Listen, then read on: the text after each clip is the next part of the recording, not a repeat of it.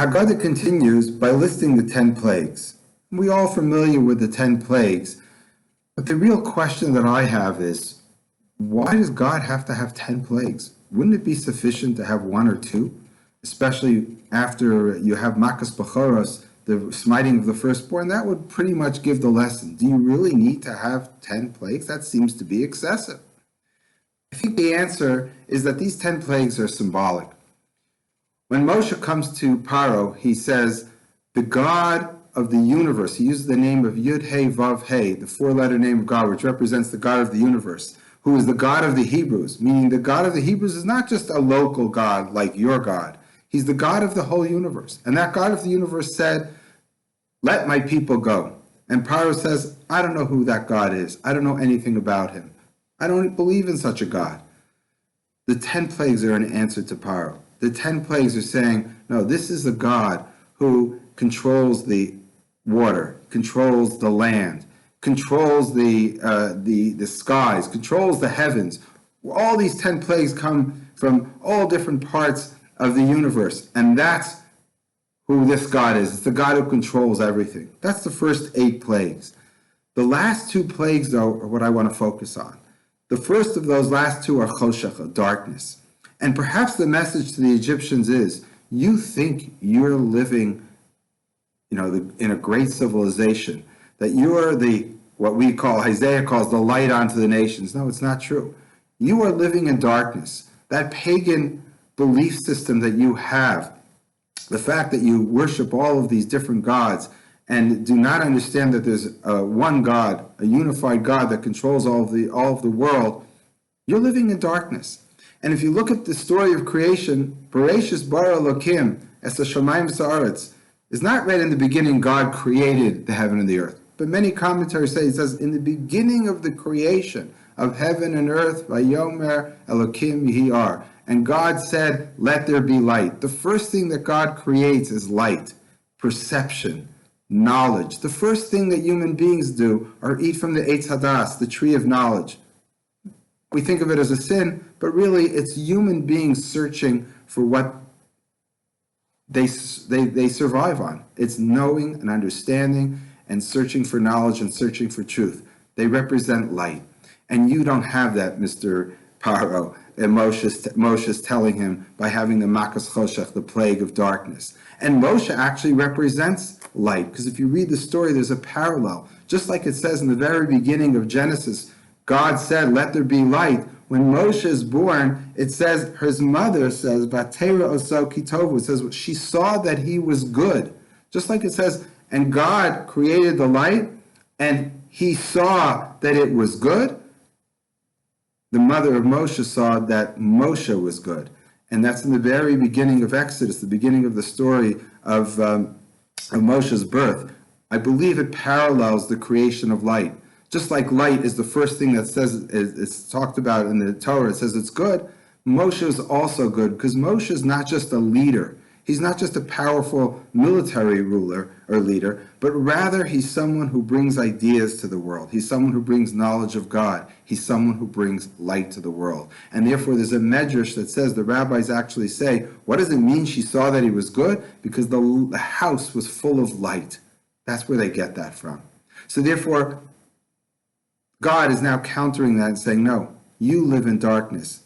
I represent light.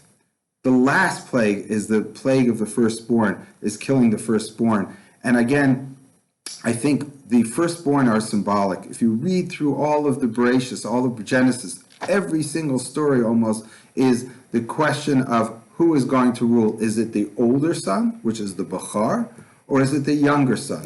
There's a argument between Cain and Hevel, Cain and Abel. Cain's the older one. He kills the younger one because he's jealous of him, and he feels he's all powerful. The rest of the stories are all the younger son taking over. Whether it's, there's many of them, but a few examples would be Yitzchak, Isaac over Yishmael, over Ishmael, Yaakov over Esav, over his brother Jacob over Esau, Yosef over his brothers, and there's a few other stories like that. And it's constantly showing that you think that because you're the older one, because you're the stronger one, might makes right.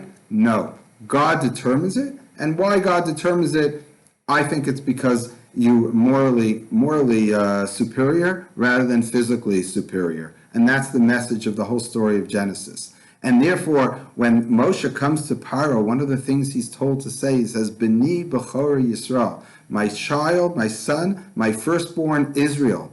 He's saying God understands that Israel is the firstborn, not you, not Egypt, which is the dominant force in the world at that time, but rather the underdog, just like Yaakov is literally the underdog holding onto the heel of Esav. The Jewish people, Yisrael, are the underdog, are the ones who really are the Bechar. They're the firstborn. Yaakov's name becomes Yisrael, becomes Israel. Why does it become Israel? Because it says, because he was striven and fought with both gods, the angel that he fights with, and men, and you were successful and you were victorious. Because it's not just the fight, it's the fact that God has chosen him because he represents moral rectitude. And therefore, what we're doing here with Makas Bechoros, killing the firstborn, is saying that you think your firstborn, your might makes right. No, that's not how it works. The way it works is that God chooses who is the Bechar, who is the firstborn. And therefore, it's not the firstborn of the Egyptians, but rather it's the firstborn of the Jewish people, or the Jewish people, I should say, are the firstborn. And actually, in this, as the story unfolds, it says, therefore, Kadishli kol Bechar Peter kol Rechem. We should sanctify every firstborn, the first that leaves the womb. And it's not, again, the one who has holiness, the firstborn who has holiness, that we have a pidyon haben, we redeem the firstborn, is not the firstborn of the father, which would be power. That patriarchal system which depends on power and control, just like it says that Adam is powerful over holds power over his wife. V'hu yimshabach. He will rule over you. That's because he has physical power.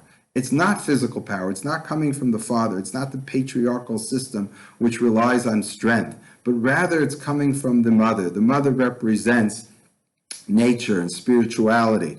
And that is exactly where Kedusha comes from, where holiness, where sanctity comes from.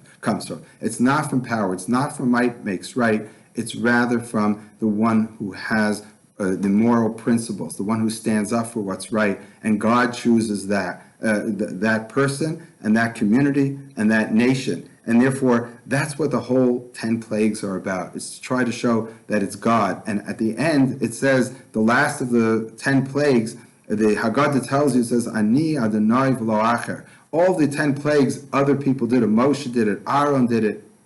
But at the end, it's God. Ani v'lo acher. I and nobody else. I'm the one who determines what's right and what's wrong.